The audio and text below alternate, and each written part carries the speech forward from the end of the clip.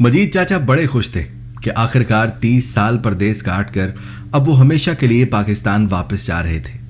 हर किसी से गले मिल रहे थे, उनकी चेहरे पर खुशी नुमाया थी। मैं भी परदेसी हूँ, मुझे 15 साल हो गए। उनको देखकर मुझे ख्याल आया कि एक दिन मैं भी हमेशा के लिए पाकिस्तान चला जाऊंगा। मगर फिलहाल मजीद चाचा की खुशियों से ही कुछ खुशियां मैं भी चुन रहा था। सारी रात मजीद चाचा ने खुशी से जाग कर गुजार दी।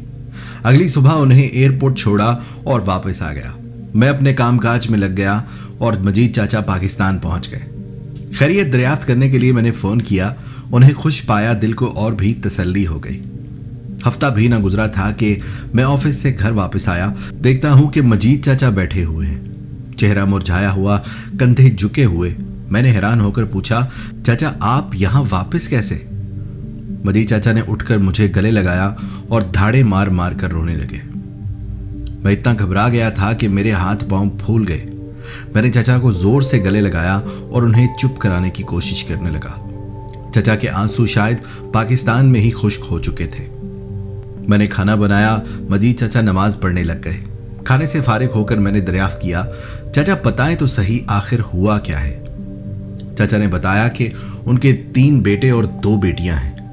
दोनों बेटियों की शादी यहां रहकर ही कर दी थी। बेटे तीनों अभी कुंवारे हैं और नौकरी वगैरह करते हैं। चाचा ने कहा जिस दिन वो घर पहुंचे सब ठीक था। उन्हें मेहमान की तरह इज्जत दी गई।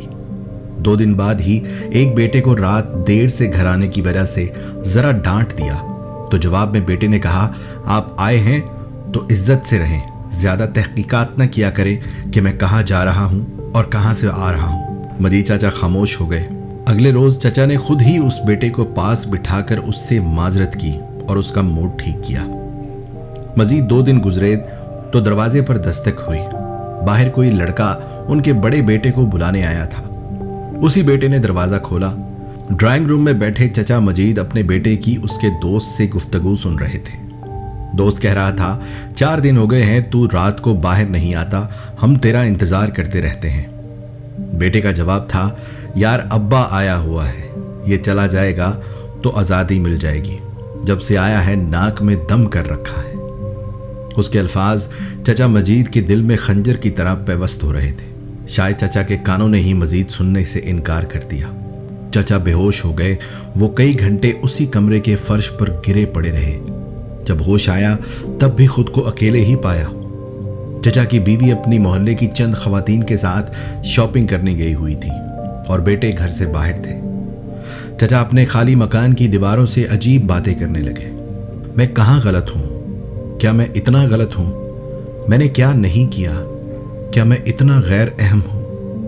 उसी रात चचा ने खाने की टेबल पर सिर्फ अपने लिए खाना देखा, बाकी सब बाहर से खाकर आए थे।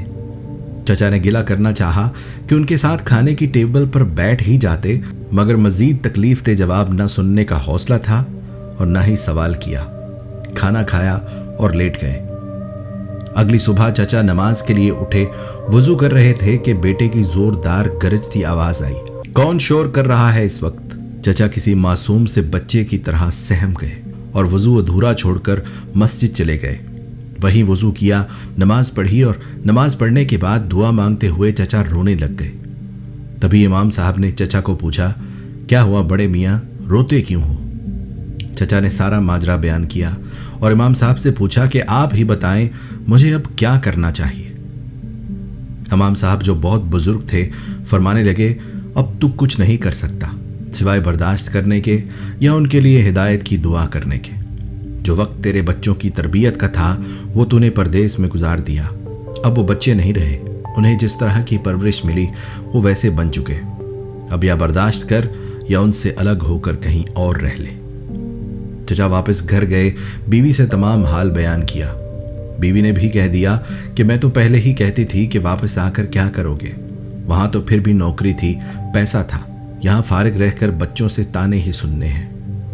चचा को अपने कानों पर फिर भी यकीन न आया कि उनका वहम है या कोई डरावना ख्वाब है या फिर ये कड़वी हकीकत है।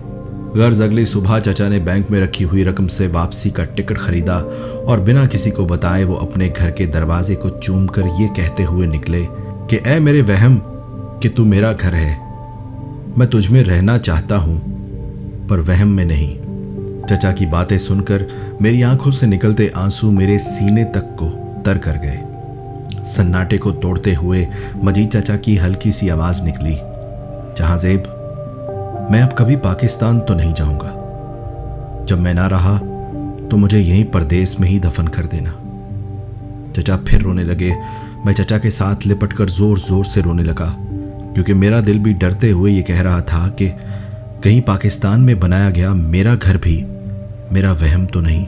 चचा मजीद जैसे हजारों लोग ऐसे परदेसी हैं जो परदेश में सारी जिंदगी गुजार देते हैं अपने बच्चों के अच्छे मुस्तकबल के लिए, उनकी अच्छी तालीम के लिए।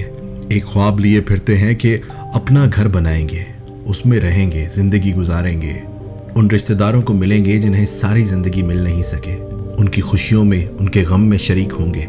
कभी तो परदेश छोड़कर वो अपने देश में वापस जाएंगे, उन गलियों में घूमेंगे जहां उन्होंने बचपन गुजारा था।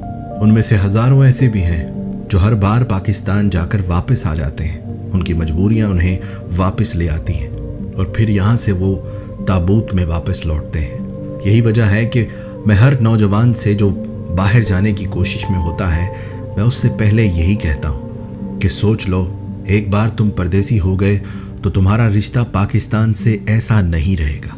मजीद चाचा के उस वाक़ये के बाद से लेकर आज तक मैं हर रोज़ अपने साथ किए हुए उस अहद को याद करता हूँ कि मैं अपना हाल मजीद चाचा जैसा नहीं होने दूंगा। मैं इंशाल्लाह वापस जल्दी चला जाऊँगा और अपने बच्चों की तरबियत अपने हाथों से करूँगा। आप मुझ समेत उन तमाम परदेसियों के लिए दुआ फरमा दें जो अपने ख्वाबों के घर में ज़िंदगी के कुछ साल पाकिस्तानी बनकर अपनों में रहना चाहते हैं। अपना ख्याल रखिएगा। अल्लाह हाफिज़।